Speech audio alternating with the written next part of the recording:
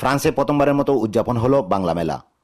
ফ্রান্সের স্পোর্টস তুলা কর্ণবে মেলায় যোগ দিতে সকাল হতে দলে দলে প্রবাসীরা আসেন মেলাস্থলে। বেলা 2 ঘটিকায় ফ্রান্সের ডেপুটি কনসাই রিজিওনাল দানিয়েল গুলবাক মঞ্চে আসলে আনুষ্ঠানিকভাবে মেলার উদ্বোধন ঘোষণা করা হয়। চিত্রশিল্পী এম এ মুহিত ও রিমানয়নের প্রাণবন্ধকর উপস্থাপনায় আর দেশি বিদেশি শিল্পীদের গানের তালে তালে কয়েক হাজার প্রবাসী মেতে ওঠেন বাংলা সংস্কৃতির আমেজে। এ সময় আয়োজক সংগঠন বাংলাদেশ ইয়ুথ ক্লাব ফ্রান্সের নেতৃবৃন্দরা মেলায় আগত প্রবাসীদের উদ্দেশ্যে বক্তব্য রাখেন।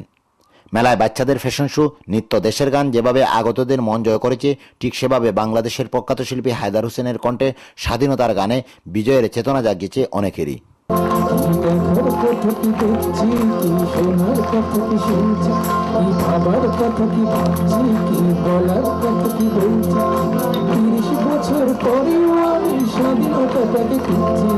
দিনভর মেলায় বাংলাদেশ হতে আগত শিল্পী লুইপা, দীপ্তি, রবিন, মুহিনের পাশাপাশি স্থানীয় শিল্পীদের উপস্থাপনা যেমনই দর্শকদের মন জয় করেছে, ঠিক সেভাবে ফ্রান্স প্রবাসী বাংলাদেশিদেরকে প্রথমবারের মতো একত্রিত করতে পারায় ধন্যবাদ জানিয়েছে প্রবাসীরা আয়োজক সংগঠনকে।